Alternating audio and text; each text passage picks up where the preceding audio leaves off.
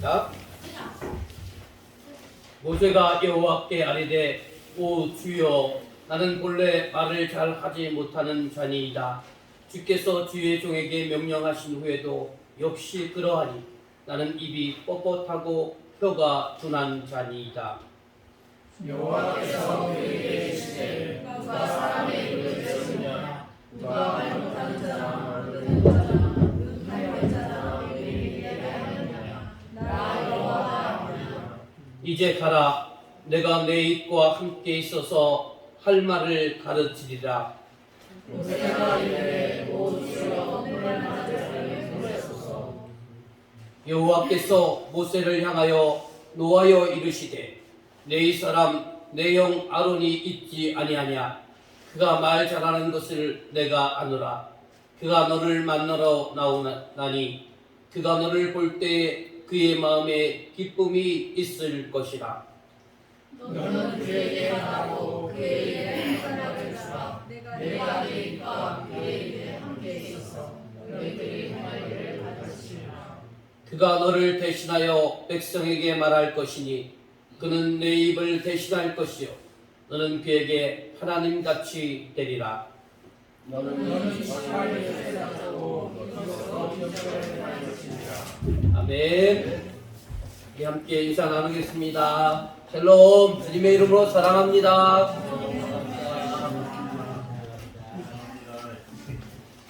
자, 우리 말씀으로 바로 들어가도록 하겠습니다. 질문을 던집니다. 이스라엘 백성을 애굽에서 구원하라는 하나님의 명령 앞에 모세는 어떤 변명을 하고 있습니까? 자, 출애굽기 4장 10절 말씀 읽어보겠습니다. 시작.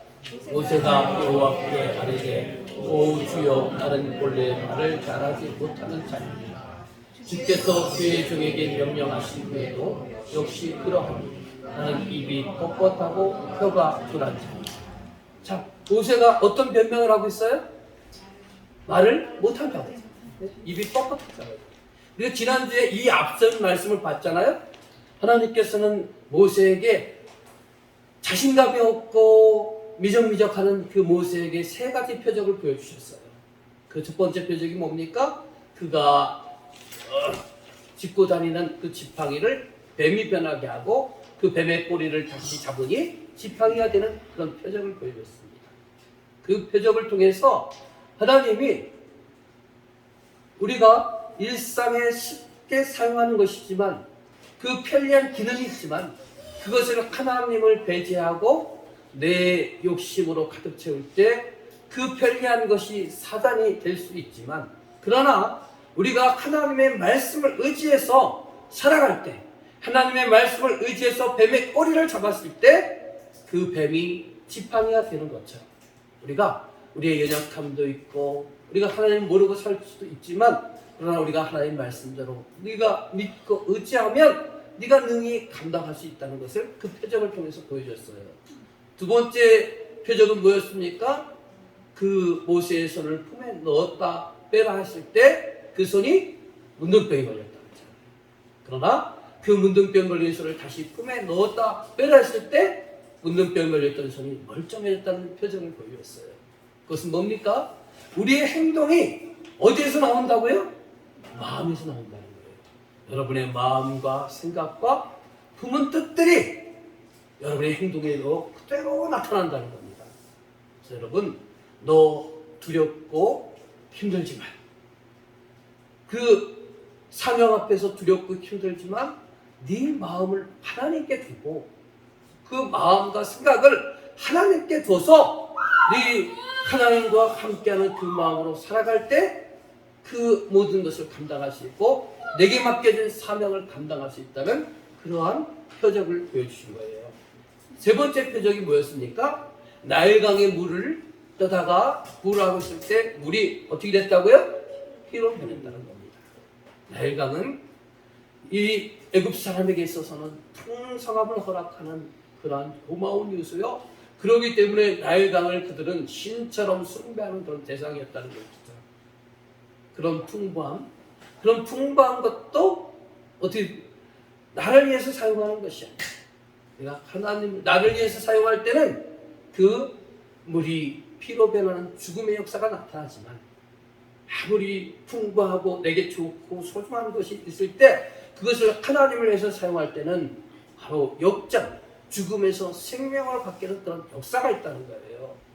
그러니까 우리가 네가 갖고 있는 모든 것들을 하나님을 위해서 사용할 때 그 역사는 피의 역사에서 물의 역사로, 죽음과 어둠과 사망과 부정의 역사에서 긍정의 역사로, 살리는 역사로 할 수 있다는 것을 세 가지 표적을 통해서 모세에게 보여준 것입니다.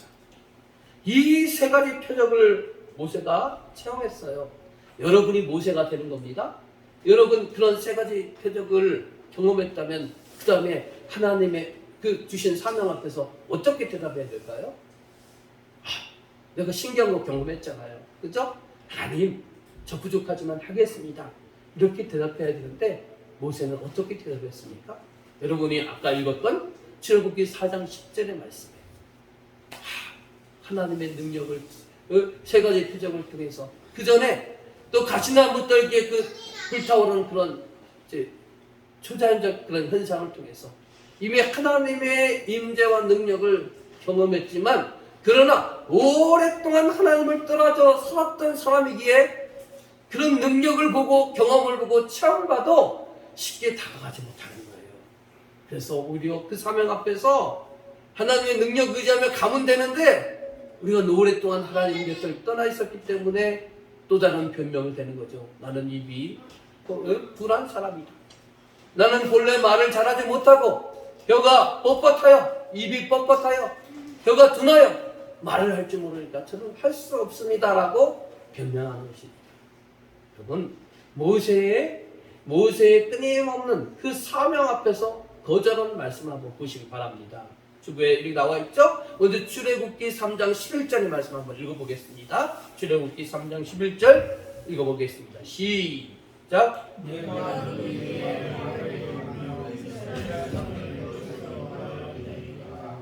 예, 이 대답은 뭡니까? 호렙산에서 가시떨기나무가 불타오르는데 떨기나무가 사라지지 않는 그 초자연적 현상을 보고 하나님께서 모세에게 나타나서 너 애굽에 가서 고통받는 너의 민족을 구원하라는 그런 사명 앞에서 모세가 대답하는 장면입니다. 내가 누구이게? 내가 누구이게? 여러분 모세 입장을 우리가 생각해 봅시다. 그는 그 미디안 광야에서 40년 동안 홀로 고독한 생활을 하는데 오늘 갑자기 떨기나무 같은 그런 타지 않는 떨기나무를 보면서 희한한 광경을 보고 하나님을 만났어요. 그렇지만 그에게는 그 사명의식, 애굽에서 고통당하는 이스라엘 민족을 구원하겠다는 사명의식 그에게 있었을까요? 없었어요. 하나님이 갑자기 나타나셔서 그 희한한 현상 보여주고 그 이스라엘 민족을 구원하라는 그 사명을 주신 거예요. 그러면 모세 입장에서는 너무나 황당한 것이죠. 내가 모세였다면, 여러분이 모세였다면 똑같이 대답했을 거예요. 하나님, 제가 누구이기에 그 일을 감당할 수 있습니까? 하나님, 저는 아무것도 준비가 안 된 사람인데 어떻게 애굽에 가서 구원할 수 있겠습니까? 이렇게 저나 모세나 여러분들 똑같이 대답했을 거예요. 근데 하나님은 그런 모세에게 말씀하시는 거예요. 자, 내가 너를 그냥 택한 것이 아니야. 과거를 보면 네가 태어났을 때도 다른 아기들은, 다른 산의 아이들은 다 나일강가에 던져져 죽었지만 너는 애굽의 공주를 만나서 구원받지 않았느냐. 너 애굽에서 40년 동안 호리호식하며 많은 교육도 받고 그렇게 생활하지 않았느냐. 미디안 광야에서의 40년 고독의 세월이지만 네가 그렇게 고독하며 살아가 광야를 체험하지 않았느냐. 네가 지나왔던 모든 삶의 경험들이 그냥 경험된 것이 아니라는 거예요. 내가 너를 애굽에서 고통당하는 너의 민족을 구원하기 위한 준비 과정이라는 거예요. 하나님은 이렇게 차곡차곡 준비하셨는데 당사자인 나는 전혀 그것을 깨닫지 못하고 있으니까 그 사명을 받았을 때 하나님, 제가 누구이기에 저는 아무것도 준비가 안 됐는데 어떻게 제가 그 일을 할 수 있겠으니라고 하고 말하는 것입니다. 그때 하나님의 대답을 보세요. 출애굽기 3장 12절의 말씀 한번 읽어볼까요? 자, 시작. 내가 반드시 너와 함께 있으리라. 모세는요, 자기는 아무것도 준비가 안 된 것 같지만 하나님은 모세의 일생을 통해서 모든 걸 준비하셨어요. 그리고 가장 강력한 힘이고 백인 하나님께서 너와 모세와 함께 할 것이라는 거예요. 여러분, 이것은 이야기가 아니에요. 오늘 여러분에게 전달되는 이야기입니다. 전달되는 하나님의 말씀이에요. 하나님께서도 여러분에게 이 땅에 무너진 하나님의 나라를, 내가 너를 택했으니까 내가 이 땅에 무너진 하나님의 나라를 한번 회복시켜봐라, 그렇게 사명을 주신 거예요. 근데 사명의식이 전혀 준비가 되지 않고 모르는 나에게는 모세와 똑같은 대답을 할 수밖에 없는 거예요. 하나님, 제가 누구에게 이 일을 감당할 수 있습니까? 저는 그냥 단지 아는 사람 통해서 교회를 몇 번 다녔을 뿐이고, 그래서 좀 교회가 좋은 것 같아서 1년, 2년, 10년 다닌 것 뿐입니다. 이렇게 말할 수 있어요. 그러나 여러분 잊지 마세요. 하나님이 여러분을 택하셨고 여러분 스스로 생각했을 때 나 보잘것없고 아무것도 능력 없는 거라 생각하지만 하나님께서 지나온 모든 삶 속에서 여러분을 택하셨고 삶의 환경을 통해서 훈련시키고 계셨음을 여러분 믿으시길 바랍니다. 그렇게 훈련해서 하나님의 때에 여러분을 택하신 거예요. 그리고 나를 대신해서 이 땅에 하나님 나라 한번 회복시켜보라고 하나님 사명을 주시는 거예요. 우리가 그런 사명이 없으니까 하나님, 내가 누구에게 그런 대답할 수 있습니까? 야, 내가 그렇게 그동안 너를 훈련시키지 않느냐. 그리고 그거 믿겨지지 않는다면 다른 거 다 생각하지 말고 하나님이 너와 함께 한다는 거, 하나님이 너와 함께 한다는 거, 그 사실을 믿으라는 거예요. 여러분, 여러분에게도 같이 지금 전달되고 있는 메시지입니다. 하나님이 여러분 자신과 함께함을 믿으시길 바랍니다. 그 백을 가지고 한번 여러분 주변 속에서 무너진 하나님의 나라를 회복시키기를 주님의 이름으로 간절히 축원합니다. 두 번째, 모세는 또 이렇게 대답을 합니다. 출애굽기 3장 13절에 하나님 주신 사명에서 이렇게 거절을 해요. 자, 읽어봅시다. 시작. 그들이 내게 묻기를 그의 이름이 무엇이냐 하리니 내가 무엇이라고 그들에게 말하리라. 하나님, 제를 사명자로 택했다는 거 내가 조금 인정하겠습니다. 그런데 내가 무슨 자격으로, 무슨 권위로 이스라엘 백성 앞에 나갈 수 있겠습니까? 이렇게 묻는 거예요. 네? 그래서 내가 이스라엘 백성 앞에 나가서 그들이 하나님의 이름이 무엇이냐라고 물어보면 내가 어떻게 대답하겠습니까? 라고 묻는 겁니다. 지난번에 우리가 배웠잖아요. 이름 안에는 뭐가 있다고요? 하나님, 그 사람의 권위와 능력과 모든 권력을 이임한다는 것이 이름을 사용하는 거라고 그랬어요. 그죠? 네? 자신에게 대통령과 왕의 권한을 이임해서 다른 나라의 왕을 대신해서 똑같은 왕의 자격으로, 똑같은 대통령의 자격으로 서로 의견을 교환하고 서로의 정책을 교환하는 것 아니겠습니까? 그렇기 때문에 하나님의 이름을 묻는다는 건 뭐냐면 하나님의 권위를 내가 갖고 이 사명을 감당할 수 있느냐, 이걸 묻고 있는 거예요. 그때 하나님께서 어떻게 대답하십니까? 출애굽기 3장 14절에 읽어보겠습니다. 자, 시작.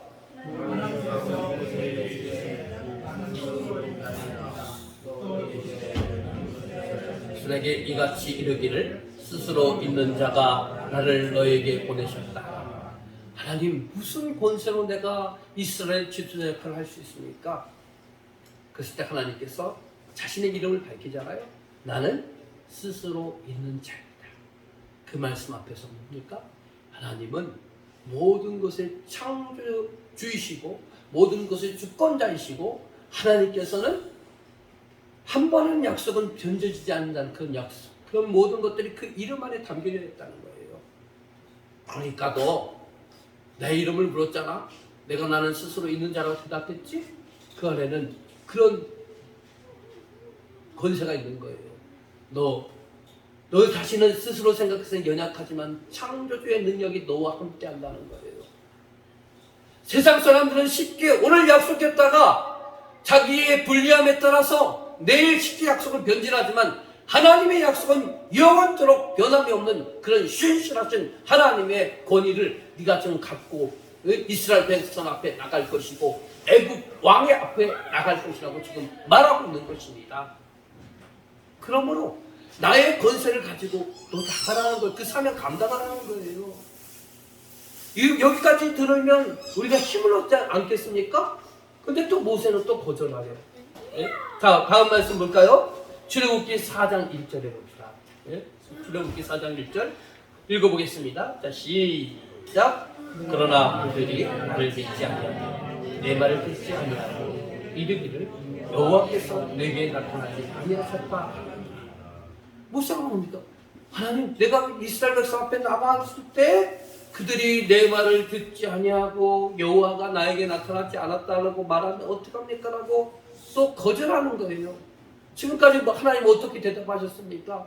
내가 너와 함께 할 것이고 나의 모든 권위와 능력을 너에게 줄 것이고 너는 혼자 가지만 너 안에는 하나님이 함께하고 하나님의 능력이 함께하고 하나님의 주권이 함께하니까 가라는 거예요.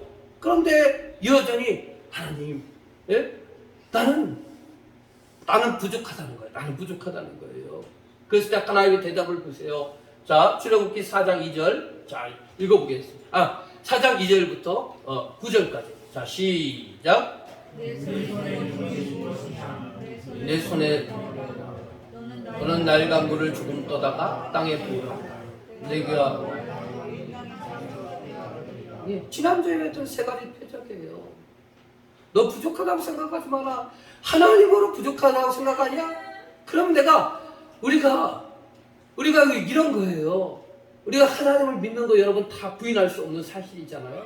그런데 너무나 위험한 상황이 나오고 너무나 막강한 큰 문제 앞에 만나면 우리가 하나님을 믿지만 그걸 확실하지 못하는 거예요.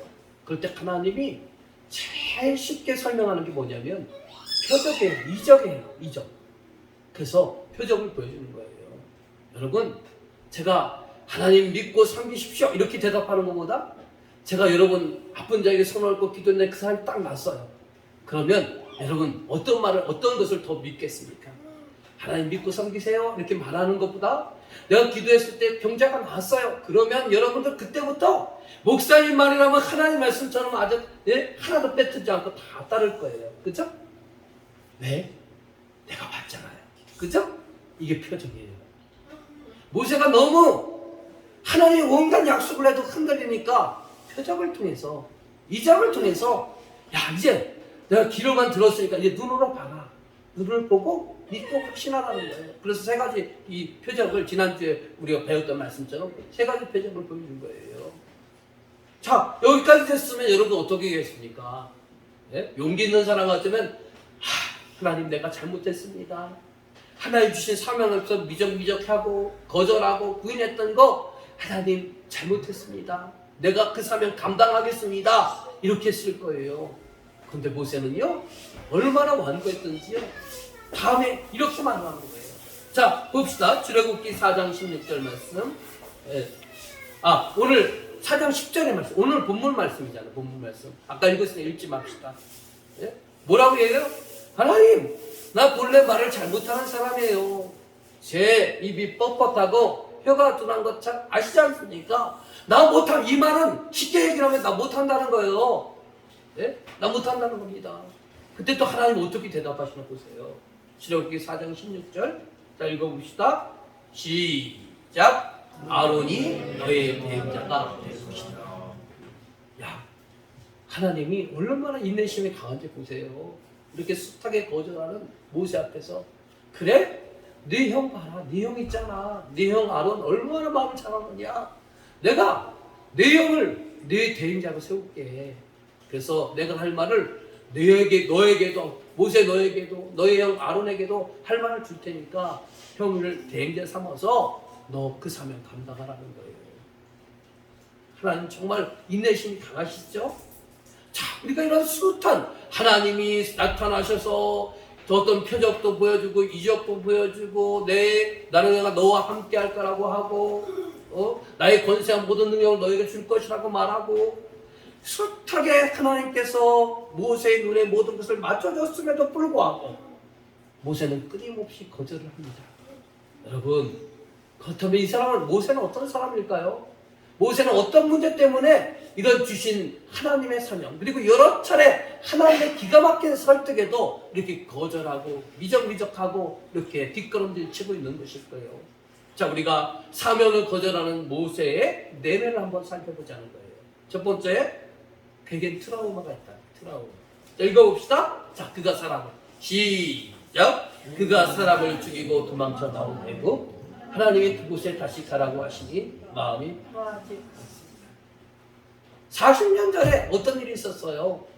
자기 민족 중에 하나가 애굽 관리에게 멸시당하고 고통당하는 것을 참지 못하고 애굽의 관리를 죽이고, 그 사실이 발각이 나서 결국 애굽의 왕궁 생활을 포기하고 도망쳤지 않습니까? 근데 그 애굽은요, 그에게 있어서는 커다란 그런 문제가 해결이 되지 않았기 때문에 그 안에 그 애굽은요, 커다란 공포로 잠겨있고 내가 다시 애굽에 가면 붙잡힐 것이라는 그런 깊은 공포가 그 모세의 내면을 사로잡고 있는 거예요. 이것을 현대적인 용어로 뭐라 그래요? 트라우마라고 그래요. 트라우마. 제가 재작년인가요? 거기 서해대교에서 7중 추돌이 나서 사고가 났잖아요. 그리고 나서 그 다음에 우리 처갓집을 가려면, 고속도로를 가려면 그 서해대교를 통과를 해야 돼요. 근데요, 거기 고속도로로 다음에 가는데, 처갓집에 가는데 가고 싶지 않더라고요. 네? 가고 싶지 않았으면 고속도로보다 국도를 많이 이용하고 있어요. 지금도. 또 지난번에 어쩔 수 없어서 그 고속도로를 갔는데, 서해대교를 가는데요, 그 사고 현장에 가니까요, 바짝 긴장이 되는 거예요. 네? 바짝 그게 뭐예요? 트라우마잖아요. 내 마음에 상처, 해결되지 않은 문제, 상처, 그 상처가 나를 꽉 사로잡고 있는 거예요. 여러분, 그 상처에 사로잡히고 불안과 공포에 떨고 있는 내가 진정한 나의 모습입니까? 예? 아니잖아요. 여러분 삶에도 마찬가지예요. 여러분의 삶을 힘겹게 하는 것, 여러분의 어떤 것들 때문에 사건이 나타났고 그것이 상처가 되고 나에게서는 좌절감을 맛보고 나에게는 실패감을 맛봤던 것, 그것이 여러분의 삶 속에 트라우마로 남고 있는 거예요.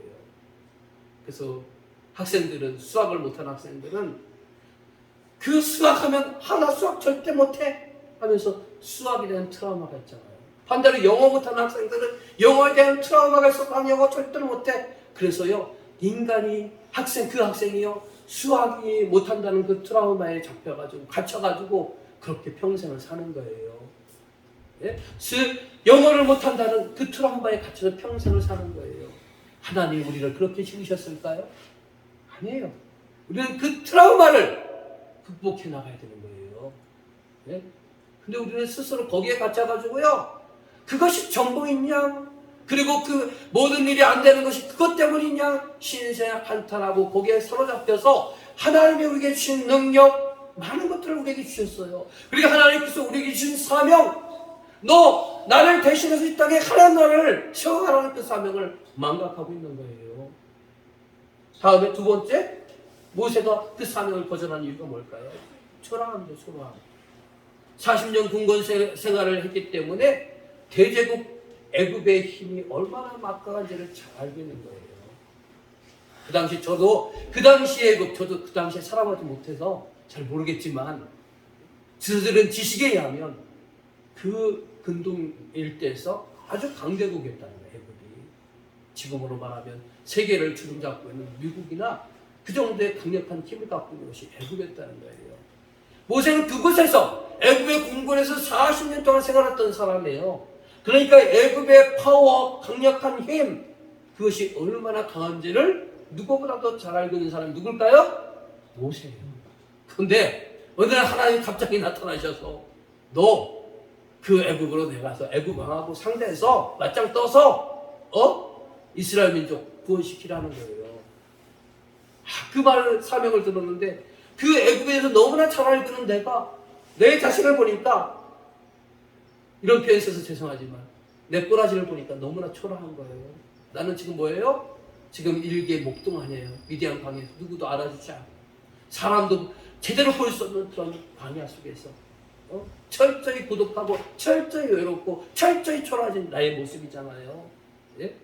그런 내가 그 막강한 애굽 앞에서 어떻게 할 수 있을까? 못해. 그런 내면의 깊은 그런 생각이 그를 사로잡고 있어서 그 사명을 감당할 수 없던 겁니다. 3번 무능력이에요. 같은 얘기입니다. 같이 읽어봅시다. 시작. 이스라엘 사람들이 자신의 제안에 존재할 것 같지 않았다. 40년 전에도 그들은 모세를 거절했는데 무슨 재주로 그들을 설득시킬 수 있을까? 또 이것은 무능력이라고 하죠. 40년 전에 어떤 일이 있었어요? 애굽 관리가 자기의 동족을 학대하는 것을 봤을 때 그 애굽 관리를 죽였잖아요. 그리고 그것을 은폐하기 위해서 몰래 은폐시켰어요.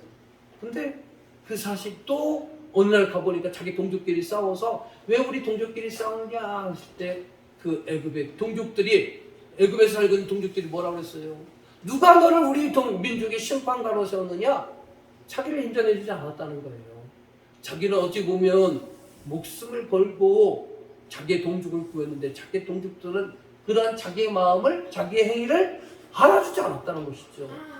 그런 것을 내가 전이해로 알고 있는데 이제 40년 후에 사명을 받아가지고 애굽에 가서 고통당하는 자기의 동족들 앞에 가서 하나님이 나에게 나타나셨고 하나님 내게 이런 사명 주셔서 우리가 이제 애굽에서 나갈 수 있도록 한번 준비하자. 이 말에 자기의 동족들이 들을 수 있겠느냐는 거예요. 하나님, 안 됩니다. 저는 그렇게 40년 동안 우리 뼈가되게 배신의 아픔을 경험했는데 그들을 돌이킬 수 있는 능력이 제게는 없습니다라는 그런 깊은 과거의 상처와 아픔이 그를 사로잡고 있는 거예요. 4번 무기력함. 읽어봅시다. 자, 시작. 망명후 40년 동안 미디안 방에서 초라하게 늙어가고 있는 자신, 함께할 수 있는 동료도 없고 동원할 군대나 무기도 없다. 아무것도 준비된 것이 없다. 아무것도 준비된 것도 없는데 하나님 가서 애굽에 가서 동족을 구하라는데 내가 지금 내 꼬라지를 보니까 나는 사람도 동원할 사람도 없고 무기도 없고 그냥 이게 나이도 이제 80이나 먹었고 늙어 꼬부랑 늙은이가 되었고 아무것도 할 수 없잖아. 내가 할 수 있는 게 이런 것 때문에 더욱더 이 무기력감을 느끼고 하나님이 여러 번 나타나셔서 달래고 보여주고 타이르고 힘을 이루해고 또 격려를 해도 사명을 감당할 수 없었던 거예요. 또 5번째는 뭐냐? 40년 동안 침묵하셨던 하나님에 대한 불편한 마음이 있는 거예요. 하나님, 내가 40년 전에 했던 일 기억하시잖아요. 내 동족 구원하려고 의로운 분노를 일으켜서 그런 일을 했는데 하나님, 그런 결과가 뭐냐는 거예요. 하나님, 나 애굽의 왕자에서 쫓겨났고 미디안 광야에서 이렇게 외롭고 고독하게 살아가고 있어요. 점점점 나는 초라하게 힘을 잃고 있어요. 근데 하나님, 그렇게 외로워할 때, 그렇게 힘겨워할 때 하나님 나타나셨습니까? 하나님 격려의 말씀 주셨습니까? 하나님 돕는 자를 붙여주신다고 하는데 돕는 자 붙여주셨습니까? 하나님 아무것도 안 하셨잖아요. 근데 이제 와서 어떤 일을 감당하라는 거예요. 하나님 그동안 침묵하실 때는 언제고 이제 나타나셔서 갑자기 나타나셔서 일을 감당하라고 하는데 하나님 저는 알 수 없습니다. 하나님에 대한 불편의 심정 그것을 표현하고 있는 겁니다. 여러분 이렇게 우리가 지금 5가지로 하나의 모세가 하나님이 주신 사명에 대해서 거절하는 그 내면의 모습들을 살펴본 것입니다. 자, 모세의 거절의 이유를 보면 과거의 실패 경험과 그 실패를 해서 가게 된 상처가 그를 사로잡고 있어서 아무것도 못하고 있었다는 거예요. 말씀을 같이 읽어보도록 합시다. 사람의 상처는 시작. 사람의 상처는 가슴 깊이 새겨진다. 40년 전 모세는 왕자로서 지금보다 훨씬 좋은 조건과 힘을 가지고 있었다. 그러나 백성들이 그를 거절했다. 지금은 하나님께서 그를 돕겠다고 하셔도 80세의 모세는 힘이 없고 자신감도 없다. 하나님께서 돕겠다고 하셔도 각인된 상처가 더 크게 보인다. 과거의 실패의 경험이 하나님의 부르심을 강력하게 거부하게 만든다. 결국 뭐냐?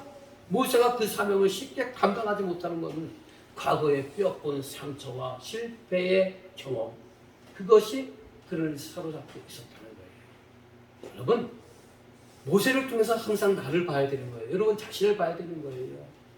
여러분 자신도 왜 미적미적되고 나는 못한다고 하고 늘 사명 앞에서 구경꾼처럼 나는 전혀 아닌 것처럼 그렇게 멀쩡히 떠서 구경꾼으로 바라보고 계십니까? 그 이유가 무엇일까요? 다양한 이유가 있겠죠. 그러나 그 이유 중에 몇 가지는 과거에 내가 경험했던 뼈아픈 상처, 실패, 경험 이런 것들이 우리를 행동하지 못하도록 우리가 사명 감당하지 못하도록 우리를 만들어 버리고 있다는 거예요. 여러분 거듭 말씀드리지만 과거의 실패 경험, 과거에 대신되었던 상처 그것을 위해서 아파하고 내가 정말로 쪼그라들고 아무것도 할 수 없는 나의 모습 그것이 진정한 여러분의 모습이 아니라는 것을 여러분 아시길 바랍니다. 그 상처에서 그 과거의 실패의 굴레에서 여러분 벗어나셔야 돼요. 어떻게 우리가 그렇게 억울한 인생을 살 수 있겠습니까? 그게 본연의 여러분의 모습이 아니에요. 어떤 사람은 술에 중독해서 평생 술에 찌들어 사는 거 그거 얼마나 불쌍한 인생입니까? 하나님이 그렇게 여러분 살도록 지으신 거 아니에요. 여러분의 부모가 내 자녀가 평생 술에 찌들어 살도록 그렇게 만든 거 아니에요. 과거의 실패 경험 때문에 나는 무능력해지고 나는 아무것도 할 수 없다고 그렇게 쫄아그러던 나를 하나님이 지으시지도 않았고 여러분의 부모가 그렇게 악기에서 여러분을 태어나게 하신 것도 아니라는 사실을 아시길 바랍니다. 여러분 그 과거의 아픔과 상처 움켜쥐지 마세요. 그거는 움켜질 것이 아니고 과감하게 버릴 거예요. 그 굴레에서 속히 벗어나시길 주님의 이름으로 간절히 축원합니다. 하나님은 여러분을 통해서 더 많은 일을 하길 원하셔요. 하나님은 여러분을 통해서 더 무궁한 일을 더 크게 하실 수 있도록 여러분을 택하셨고 이미 내가 너와 함께 할 것이고 내 이름이 너와 함께 가는 것처럼 나의 권세와 능력을 너에게 주었다는 거예요. 여러분 자신에게 주었다는 거예요. 그러니까 우리가 그걸 가지고 담대히 나가세요. 여러분을 가로막고 있는 과거의 상처, 실패, 아픔의 경험들 떨쳐버리세요. 그게 여러분의 자랑거리도 아니고 여러분을 올가매는 거 그것은 스스로 이한 삼을 것도 아니에요. 그건 떨쳐버려야 될 거예요. 근데 우리는 반대로 생각하잖아요. 그걸 핑계 삼아서 자기를 합리화하고 자기를 이한 삼고 다 상대방이 나를 이해해 주길 원하고 그래서 그 인생은 그렇게 살다 가는 거예요. 여러분 그런 인생을 사시길 원하십니까? 아니잖아요. 그렇죠? 더 큰 걸 보세요. 하나님을 보세요. 여러분은 하나님의 자녀고 또 하나님의 대행자예요. 하나님의 일을 대신하는 사람들이에요. 근데 우리가 과거의 상처와 실패의 경험과 여러 가지 아픔에 둘러싸여서 그 모든 일을 감당하지 못하고 있잖아요. 그렇게 살다 우리 인생 마감하고 있잖아요. 얼마나 안타까운 현실입니까? 속히 그것을 오늘 이후로부터 여러분 내려놓으세요. 네? 실패할 수 있어요. 실수할 수 있어요. 거기에 사로잡히지 마세요. 하나님 내가 잘못했네요. 하나님 실수했네요. 그러면 되는 거예요. 하나님 모든 거 포용하신 하나님이잖아요. 여러분이 과거에 어떻게 살았던 간에 그 과거와 실패와 또 우리는 종교인이기 때문에 죄에 대한 것 두려움이 있잖아요. 죄에 대한 트라우마도 있잖아요. 죄에 대한 것도 하나님 붙들고 하나님 잘못했습니다. 하나님 용서해 주세요. 고백하시고 거기서 벗어나세요. 그걸 답습하시지 마시고. 그래서 우리에게 주신 사명을 여러분 감당하시기 바랍니다. 한 가지는 뭐냐 또 여기 모세의 내면과 변명을 쭉 보면요. 하나님하고 철저하게 관계된 그런 삶을 살지 않고 자신만 나 혼자 모든 걸 해결해야 되고 나 모든 거 내가 막 고통당해야 되고 내가 모든 거 만져야 되고 내가 모든 걸 해결해야 되는 자기 세계에 갇혀 있는 거예요. 그런 사람들은 자기 세계에 갇혀 있는 사람은 평생 벗어날 수 없어요. 그래서 하나님이 여러분을 택하셨잖아요. 벗어나라고. 예? 그러니까 여러분 내가 연약하고 실패하고 죄를 짓고 좌절했어도 여러분 하나님이 내민 손 붙들고 그 상처와 아픔과 좌절에서 일어나시길 바랍니다. 그거 훌훌 털어버리세요. 예? 자랑거리 아니에요. 자기 연민거리 아니에요. 여러분 더 큰 일을 하실 분들이에요. 그 일 감당하시기를 주님의 이름으로 간절히 축원합니다. 오늘날 하나님 우리에게 주신 사명이 뭡니까? 아까 맨 주부 첫 번째 있는 거 뭐예요? 창조의 목적과 구원의 목적 똑같다고 그랬잖아요. 마찬가지로 하나님이 여러분을 왜 택하셨느냐? 이 땅에 하나님 나라를 다시 회복하기 위한 사명자로 여러분을 택하셨고 또 예수님 믿게 하셨고 지금 교회 다니게 하신 거예요. 우리가 범죄하기 전에 하나님은 그런 목적으로 인간을 창조한 거예요. 그러니까 저와 여러분은 이 땅에 하나님 나라를 회복하는 사명자임을 여러분 믿으시길 바랍니다. 이 목적으로 하나님께서 여러분을 택하신 거예요. 여러분이 지금 어떤 분은 믿음 생활 오래 하셔서 믿음의 경륜이 기쁘신 분도 있고 이제 신앙생활 같으신 분도 있지만 오래된 사람이나 같은 사람이나 목적은 똑같은 거예요. 하나님이 예? 이 땅에 하나님을 대신해서 하나님의 나라의 건설자로 여러분을 택하셨어요. 그러니까 여러분 신앙생활 오래 한 번이나 같이 신앙생활하는 사람이나 목적 똑같으니까 같이 출발하는 거예요. 아이 목사님 저는 신앙생활 얼마 안 했으니까 봐주세요. 이해해주세요. 아니에요. 지금 하세요. 내가 교회 나온 지 오늘 처음 나왔다 할지라도 지금 하세요. 거기서 하나님 역사가 일어나는 거예요. 근데 우리는 너무나 구경꾼처럼 있잖아요. 제발 그런 수동적인 것에서 벗어나세요. 목사님이 이렇게 강요를 해야 나지 못하는 그런 강요에서 벗어나세요. 우리가 그런 강요와 억압 속에서 자라왔잖아요. 사실 우리가. 그러니까 우리가 되게 수동적인 사람이 되는 거예요. 누가 시키면 마지못해 하고 안 시키면 전혀 내 일이 아닌 것처럼 그렇게 살아가는 거예요. 여러분 그게 아닙니다. 하나님 여러분 택하시고 부르시고 세우신 그 목적을 기억하세요. 여러분을 통해서 무능력하다고 생각하는 여러분을 통해서 신앙생활하지 얼마 안 됐다고 하는 여러분을 통해서 나는 하나님께 비참하지 못했다고 하는 여러분을 통해서 하나님은 하나님의 일을 감당하기를 원하시는 거예요. 여러분을 택하신 사명자의 목적을 꼭 기억하시길 바랍니다. 그래서 이제 내가 갖고 있는 걸 가지고 사람을 세우는 거예요. 자꾸 섬기고 사랑하고 위로하고 격려해서 그들이 몰랐던 세계 하나님의 세계를 경험케 하고 하나님을 알게 하는 사람을 세우는 일, 이것이 결국 하나님 나라를 세우는 일이라는 것을 여러분 기억하시고 이 사명을 해서 여러분 하시길 바랍니다. 네? 여러분 신앙을 잘 몰라도 이런 일 할 수 있잖아요. 격려하는 일을 할 수 있잖아요. 용기 주는 일을 할 수 있잖아요. 사랑할 수 있는 일을 할 수 있잖아요. 그렇죠? 일하는 겁니다. 그래서 좌절하고 실패하고 주눅든 다른 사람들을 세우는 겁니다. 용기를 줘서 회복시키고 그런 사람에게 하나님을 또 알려서 더 힘을 얻게 하고 그것이 우리가 하나님 이 땅에 하나님 나라를 건설하는 목적이라는 사실을 기억하시고 이 사명을 감당하기 위해서 큰 결단을 하시고 꿈을 꾸시기를 주님의 이름으로 간절히 축원합니다. 자, 그렇다면 내가 사명을 감당하지 못하는 이유가 뭐냐는 거예요. 모세처럼 똑같아요. 읽어볼까요? 빨간 글씨로 준비되지 못한 거, 열등감, 무능력, 사명에 대한 무지, 하나님에 대한 확신 없음, 여러 가지 이유가 있을 거예요. 어떤 사람은 하나님을 내가 교회는 다니지만 하나님이 정말 살아계신 건지 하나님은 신이신지 이것도 잘 확신이 없는 분도 계셔요. 그러나 여러분 고민하지 마세요. 이럴 때 무식하게 한번 믿어보세요. 하나님 살아계시고 하나님 모든 것 주관하시는 창조주시고 주권자이심을 여러분의 영적 아버지심을 그냥 믿으세요. 일단 안 믿겨진다 할 때는 믿어보세요.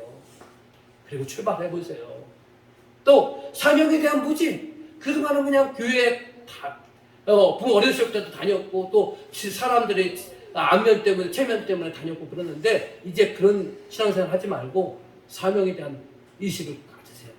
여러분을 통해서 여러분이 하나님을 대신하는 사람이고 이 땅에 하나님 나라를 회복하는 것이 내가 교회 다니는 이유고 나의 사명이고 나의 목적이라는 사실을 여러분 믿으시고 확신하시길 바랍니다. 가슴에 새기시길 바랍니다. 이걸 기억하세요. 사명에 대한 무지, 무능력, 무능력과 무능력 준비되지 못하고 똑같은 거예요. 준비되지 못하니까 무능력해지는 거예요. 그러니까 여러분 나름대로 계획을 세우세요. 말씀을 더 알려고 계획을 세우고 어떻게 하면 은혜를 받을 수 있을까 거기에 대한 정말 계획을 세우고 그래서 기도 시간도 정하고 성경 읽기도 정하고 설교 반복해서 듣는 것도 그런 것도 여러분 계획을 세워서 능력치를 키워가야 하는 겁니다. 그리고 무엇보다도 여러분의 마음을 바꾸세요. 부정적이고 소극적이고 나 무능력하다 그런 것들 이제 떨쳐버리시고 미워하고 시기하고 질투하는 마음들 내려놓으세요. 사랑하기도 바쁜 세월 아닙니까? 사랑하세요. 허용하세요. 이해하세요. 그런 식으로 우리가 자꾸 마음을 자꾸 바꿔야 돼요. 자꾸 막 혈기를 내세우고 감정을 내세우고 어떤 이기적인 생각을 내세우고 그러면 여러분 평생 신앙생활에도 달라질 게 없어요. 그런 거 버리셔야 돼요. 하나님이 여러분을 그렇게 지으시지도 않으셨고 우리가 타락했기 때문에 이런 악의 본성들이 우리 안에 있지만 우리는 신앙생활하는 이유 중에 한 부분은 뭐냐? 이런 악의 본성들을 타락한 본성들을 떨쳐버리고 하나님이 우리에게 주신 아름다운 성품을 회복하는 것 그것이 또 신앙생활을 한 이유가 되는 거예요. 그것이 갖춰지고 내가 성장하며 이웃이 보이고 하나님의 사명이 보이는 거예요. 그 사명 감당하면서 우리가 이 육신의 삶을 다 마감하는 거예요. 그렇게 해서 육신의 삶 마감하고 하나님 나라 갔을 때 그 하나님 나라가 아름답고 고귀하고 정말로 눈물나고 감격스러운 것 아니겠습니까? 이 땅에서 대충 신앙생활하고 하나님 나라 가야 아무런 감격 없는 거예요. 느낌 없는 거예요.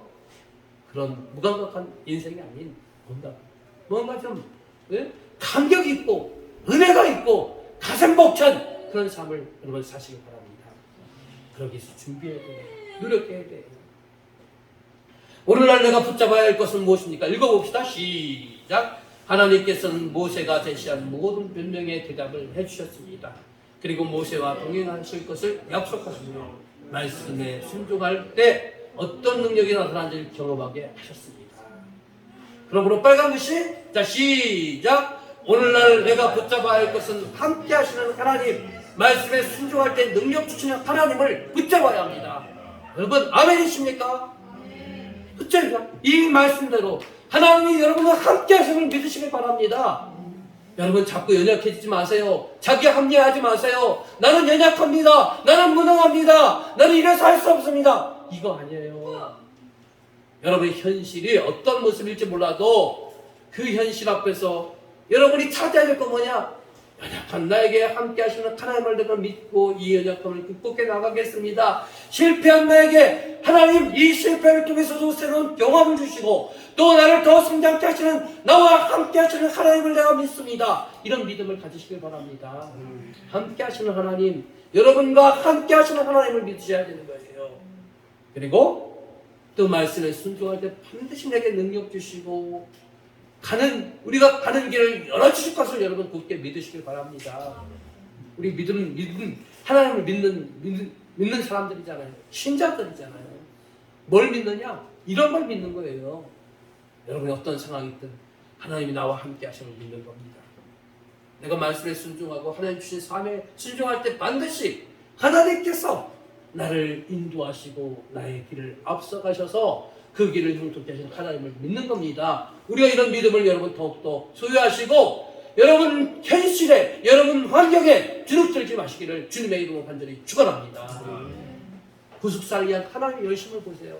같이 읽어봅시다. 여러분 조금 제가 시간이 길어지니까 같이 동참하자는 의미에서 자꾸 읽으라고 하는 거예요. 자 시작. 부족하면 사람들을 붙여서라도 구속사를 이루려고 하시는 아버지의 갈망을 보게 됩니다.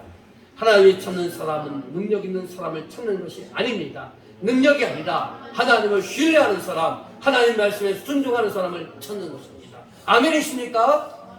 여러분 하나님이 정말 어떻게 보면 모세의 사명 받아들이기까지 하나님 어떻게 보면 구걸이잖아요. 구걸. 그죠? 좀 나쁜 표현 쓰면 하나님이 이렇게 구걸하는 것 같죠. 하나님이 모세가 아쉬울 게 하나도 없는 거예요. 사실은. 근데도 그 모세를 어르고 달래서 너 이 사명 감당해야지 않느냐. 하나님 나 못해요. 이래서 못해요. 저래서 못해요.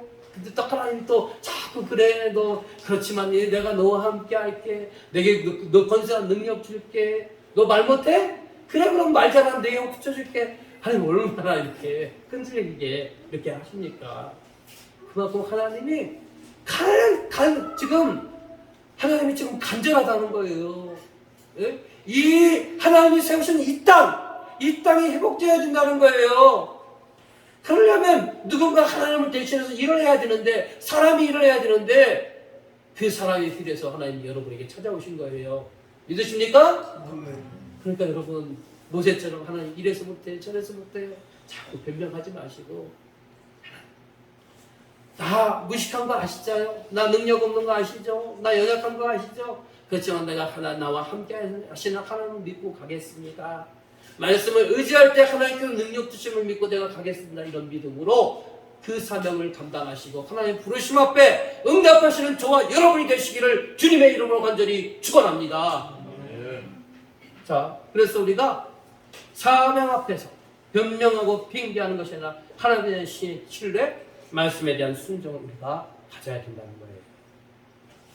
여러분, 우리가 세 번째 면에 보세요. 힘들었던 세월들, 비극의 상황들, 아픈 상처까지도 오늘의 나를 사명자로 제사장으로 세우기 위한 하나님의 거룩한 계획이었음을 여러분 믿음으로 받아들이시기 바랍니다. 모세를 보세요. 그가 태어났을 때 환경이 어땠어요? 사나이들을 태어나면 다 나일강가에 던져 죽이는 것이 그 모세의 그 태어난 환경이었잖아요. 그런데 하나님은 그런 환경 속에서도 모세를 궁궐로 들어갈 수 있도록 길을 열어주셨잖아요. 그 환경 적박했죠. 태어나는 그 자신은 잘 몰랐지만 그 부모와 식구들은 얼마나 사내아이가 태어난 것에서 기뻐하지 못하고 얼마나 눈물 짓고 얼마나 가슴 졸이고 주바심을 가졌겠습니까? 그러나 그런 척박한 환경에도 하나님이 길을 여셔서 애굽의 공주를 만나게 하시고 모세를 애굽의 궁으로 들어가게 하시는 길을 열어줬다는 거예요. 그 환경 좋았습니까? 아주 척박한 환경이었어요. 또 동족을 돕기에 품었던 의분, 여러 번 제가 인용했잖아요. 자기는 동족을 구하기 위해서 애굽 관리를 죽였는데 그것이 들통나서 결국 어떻게 합니까? 미디안 강야로 쫓겨나잖아요. 내가 하나님 보시기에 좋은 일을 했는데 결과는 전혀 엉뚱한 거야.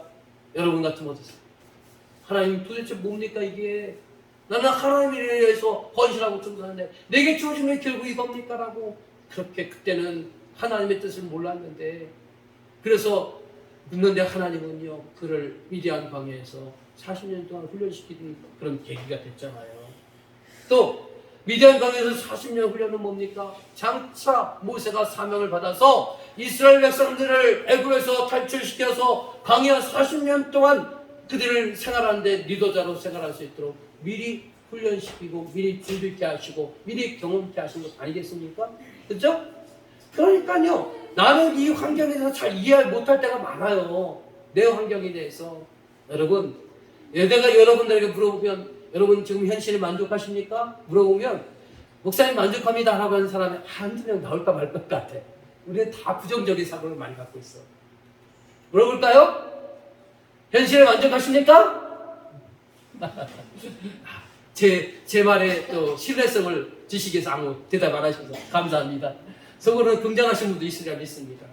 그런데 대부분 보면 우리만이 아니라 대부분 보면 우리 한국 사람들이 살아가는 게 참 불행해.